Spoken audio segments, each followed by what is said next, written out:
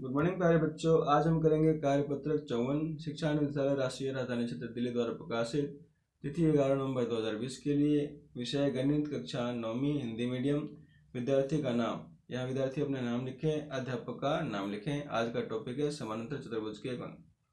बच्चों, आपने समानांतर चतुर्भुज के अनेक गुणों का अध्ययन किया है और यह भी जाना है कि यदि एक चतुर्भुज इनमें से किसी एक गुण को भी संतुष्ट करे तो वह समानांतर चतुर्भुज होता है। आइए हम समानांतर चतुर्भुज के कुछ और गुणों के बारे में पढ़ते हैं। प्रमेय एक ये कहता है प्यारे बच्चों कि कोई चतुर्भुज एक समानांतर चतुर्भुज जब होगा जब उसकी सम्मुख भुजाओं का एक युग्म बराबर और समानांतर होगा। ए बी सी डी एक समानांतर चतुर्भुज है, ठीक है। हमने इसका नाम रख दिया ए बी सी डी। अगर इसकी सम्मुख भुजाएं, ठीक है, बराबर भी हो और साथ में समानांतर भी हो तो ये क्या हो जाएंगे, ये चतुर्भुज समानांतर चतुर्भुज होगा। यहाँ पे चित्र में दर्शाया गया है ए बी सी डी क्या है, एक चतुर्भुज है। इसमें A B equal to C D है, A B equal to C D, यानी A B equal to C D और साथ में समानांतर भी है। तो समानांतर भुजाओं का एकदम समानांतर और बराबर है, इसलिए ए बी सी डी एक समानांतर चतुर्भुज होगा। अब प्रमेय 2 है, समानांतर चतुर्भुज के विकर्ण एक दूसरे को परस्पर समद्विभाजित करते हैं। समानांतर चतुर्भुज हमने ऐसे बनाया, ठीक है, इसके ये विकर्ण है, ये एक दूसरे को परस्पर समद्विभाजित करते हैं। मतलब क्या है, ये वाला पोर्शन इक्वल होगा और ये वाला पोर्शन इक्वल होगा, ठीक है। यही इस चित्र में बताया गया है। तो ए बी सी डी एक समानांतर चतुर्भुज है, ए बी सी डी, ठीक है। ए सी और बी डी इसके विकर्ण है, ए सी और बी डी विकर्ण है। और ओ ए इज इक्वल टू ओ सी, ये ओ ए और ये ओ सी इक्वल है। उसी प्रकार O B is equal to O D. इस प्रमेय का विलोम भी सत्य है। यदि एक चतुर्भुज के विकर्ण एक दूसरे को समद्विभाजित करते हैं तो वह एक समानांतर चतुर्भुज होगा। तो प्यारे बच्चों, हमने अब तक 4 गुण पढ़े समानांतर चतुर्भुज के। पहला गुण ये पढ़ा था कि आमने सामने की भुजाएं, सम्मुख भुजाओं का दोनों युग्म बराबर हो। दूसरा हमने पढ़ा था कि सम्मुख भुजाओं के कोण जो है वो भी बराबर हो। तीसरा हमने इसमें पढ़ा कि समानांतर चतुर्भुज के सम्मुख भुजाओं का एक युग्म बराबर और समानांतर हो तो क्या होगा, वो समानांतर चतुर्भुज होगा।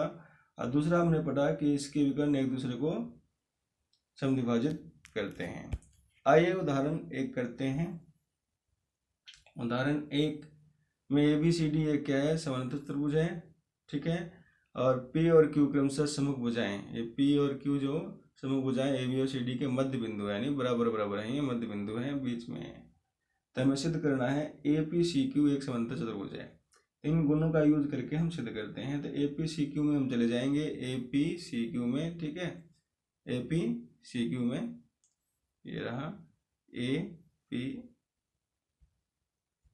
पी सी क्यू इसमें, ठीक है। तो हमने इसमें चेक किया तो हमने देखा ए पी क्यू सी के समानांतर है, क्योंकि ये हमारे समानांतर चतुर्भुज ए बी सी डी के सम्मुख भुजाएं हैं, ये समानांतर पहले से ही, ठीक है। और ए पी जो होगा ए बी का आधा होगा, क्योंकि ये क्यू पी मध्य बिंदु है, इसी प्रकार ये भी, ठीक है। तो इससे हमें क्या हो जाता है, पहले A B equal to C D पहले से ही है, ठीक है। तो आधा आधा करेंगे तो ए पी इक्वल टू सी हो जाएगा। तो इस प्रकार समानांतर भुजाओं का एक युग्म समानांतर और बराबर भी हो गया, तो हमारा ए बी सी डी एक समानांतर चतुर्भुज होगा। इसी प्रकार इस A P D P V Q को समानांतर सिद्ध करेंगे। डी पी फिर इस डी पी वी क्यू, इसको भी करेंगे। तो ये वाली भुजाएं पी डी और डी क्यू क्या होगा, समानांतर होगा, क्योंकि, ठीक है, और बराबर भी, ठीक है मेरे बच्चों। तो इस प्रकार हमारा डी पी वी क्यू भी समानांतर चतुर्भुज हो जाएगा। अब चतुर्भुज पी एस क्यू आर में प्यारे बच्चों पी एस क्यू आर, इसमें हम देखो क्या करते हैं, S P is equal to Q R, S P is equal to Q R, क्योंकि एस पी जो डी पी का एक भाग है और क्यू आर किसका, क्यू बी का एक भाग है, डी पी का एक भाग है। देखो ये डी पी है, इसका एक भाग है, और ये क्यू आर जो है बी क्यू का भाग है, और इसको हमने पहले ही समानांतर चतुर्भुज सिद्ध कर दिया है। ठीक है, तो समानांतर है। इसी प्रकार इसकी दूसरी समूह भुजाएं SQ और PR भी समानांतर हैं। तो इस चतुर्भुज में हमने देखा कि समूह भुजाओं जो है समानांतर हैं, इसीलिए ये PSQR एक समानांतर चतुर्भुज होगा। अब हमारे पास 1 2 3 है ना, 1 2 3 ये अनसॉल्व्ड क्वेश्चन है, इसको करते हैं। पहला क्वेश्चन है हमारे पास, यदि एक समानांतर चतुर्भुज के विकर्ण बराबर हो तो दर्शाइए कि वो आयत है। ठीक है प्यारे बच्चों, तो इसका आंसर हम करते हैं।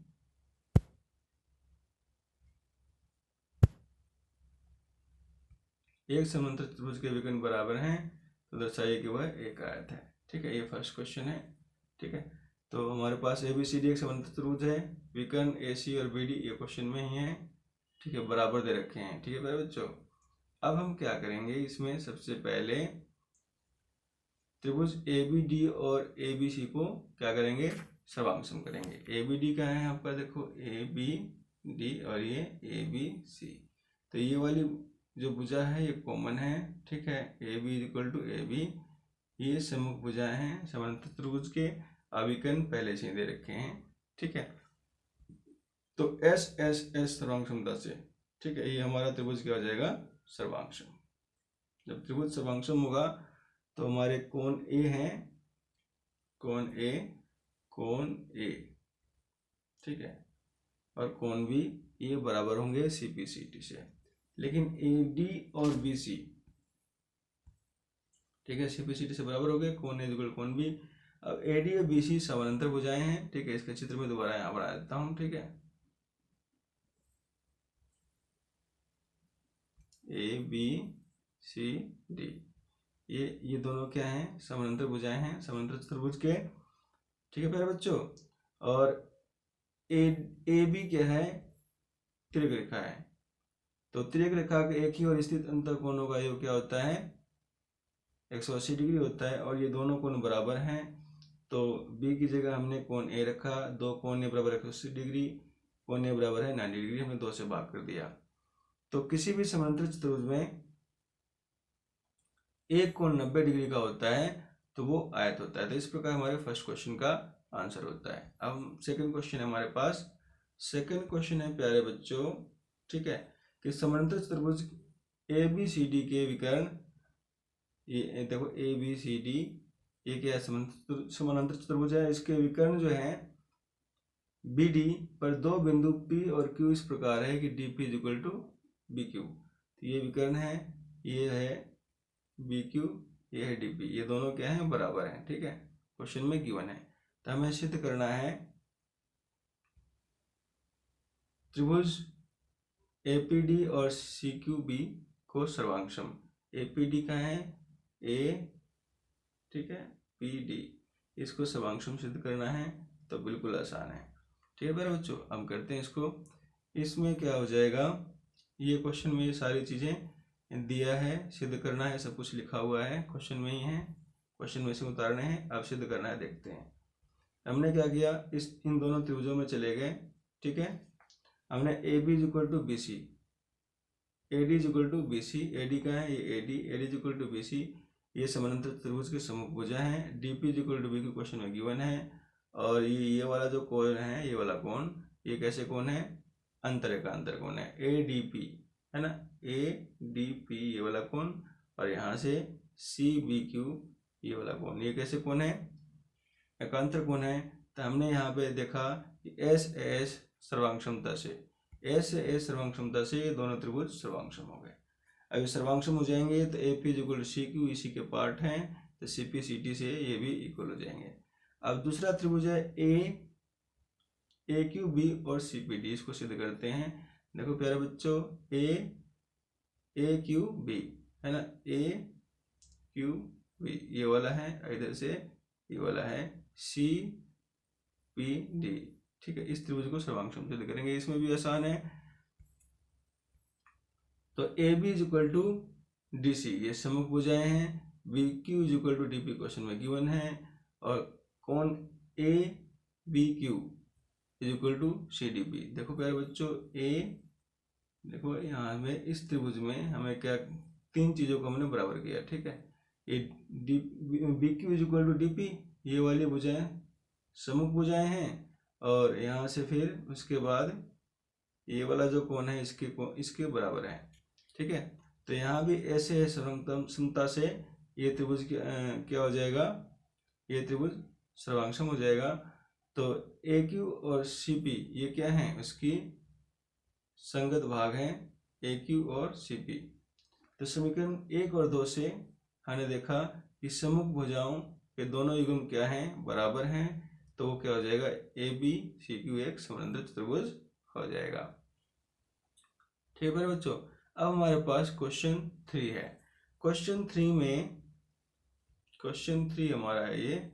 क्वेश्चन 3 में ए बी सी और डी एफ ये दो त्रिभुज हैं, ए बी सी और डी एफ दो त्रिभुज हैं, ठीक है। इसमें A B is equal to D question में गिवन है, और A B is equal to D F नहीं है प्यारे बच्चों, ये A B is equal to ये A B is equal to D दे रखा है, और ये ए बी समानांतर है डी ई के दे रखा है, ठीक है प्यारे बच्चों। ये दो चीज़ें दे रखी हैं, और साथ में बी सी ई एफ के ये बी सी है, ठीक है। ये ई एफ के बराबर भी है और समानांतर भी है। तो हमें प्रूव करना है ए बी ई डी एक समानांतर चतुर्भुज है, दूसरा बी एफ सी को करना है, तीसरे में हमने ये करना है, चौथे में और पांचवें में क्वेश्चन में ही गिवन है, ठीक है। और छठे में ए बी सी सर्वांगसम है डी एफ के। तो हम ये क्वेश्चन ये दिया है और ये सिद्ध करना है, सारा क्वेश्चन में से ही आप देख के लिख लेना। अब इसको हम प्रूव करते हैं। पहला है ए बी ई डी को समानांतर करना है, तो ए बी ई डी में चले जाएं, ए बी ई डी में चले जाएं। तो प्यारे बच्चों ए बी ई डी इसको समानांतर सिद्ध करना है। तो प्यारे बच्चों इसमें A B is equal to D question में गिवन है, और साथ में समानांतर भी दे रखे हैं। तो आपने एक प्रमेय पढ़ा है कि समानांतर भुजाओं का एक युग्म बराबर और समानांतर है तो वो समानांतर त्रिभुज होता है। यही चीज यहाँ लिखा हुआ है, ए बी डी के इक्वल और समानांतर है। ये डी एफ नहीं है प्यारे बच्चों, ए बी समानांतर है, ए बी समानांतर है डी ई के है प्यारे बच्चों, ठीक है।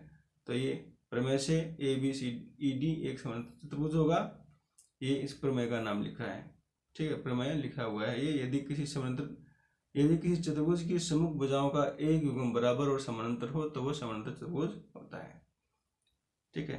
तो हमारा अब समानांतर चतुर्भुज हो जाएगा। तो ए डी बराबर है बी के और ए डी समानांतर है बी ई के भी होगा, ये फर्स्ट पार्ट, ठीक है। उसके बाद इसी प्रकार हम दूसरे त्रिभुज को बी ई एफ सी को हम सिद्ध करेंगे। तो B C is equal to E F और बी सी समानांतर है ई एफ के क्वेश्चन में गिवन है। तो समानांतर भुजाओं का एक युग्म समानांतर बराबर है, सम्मुख भुजाओं का एक युग्म बराबर और समानांतर है, इसीलिए ये बी ई एफ सी एक समानांतर चतुर्भुज होगा। तो इसमें हमने इसकी दूसरी भुजाएं जो हैं सम्मुख भुजाएं भी समानांतर और बराबर होगी। हम दोनों समीकरण से, समीकरण 1 से और समीकरण 2 से हमने देखा ये समीकरण 1 है, ये समीकरण 2 है, ठीक है। तो यहाँ देखा तो बी से बी हट गया, तो A D is equal to C F और ए डी समानांतर है सी एफ के आ गया। तो यहाँ पे सम्मुख भुजाओं का एक युग्म बराबर और समानांतर है, इसीलिए ए सी एफ डी भी समानांतर चतुर्भुज हो जाएगा। ये हमारा थर्ड पार्ट है जो हमें प्रूव करना है, ठीक है। ये थर्ड पार्ट को हमने प्रूव किया, ठीक है। अब हमारे पास है फोर्थ पार्ट, ठीक है। फोर्थ पार्ट में प्यारे बच्चों हमने यहाँ तक कर लिया था, ठीक है। ये हमारा है फोर्थ पार्ट, ठीक है। तो ए सी एफ डी एक समानांतर चतुर्भुज है, तो इसकी दूसरी भुजाएं सम्मुख हैं वो भी बराबर और समानांतर होगी। ए सी बराबर है डी एफ, ए सी बराबर डी एफ हमारा थर्ड पार्ट प्रूव करना है। देखो ये रहा, ए सी बराबर है डी एफ के और ए सी ए डी बराबर है सी एफ के और ए डी समानांतर है सी एफ के। ठीक है, यही प्रूव करना था। उसके बाद है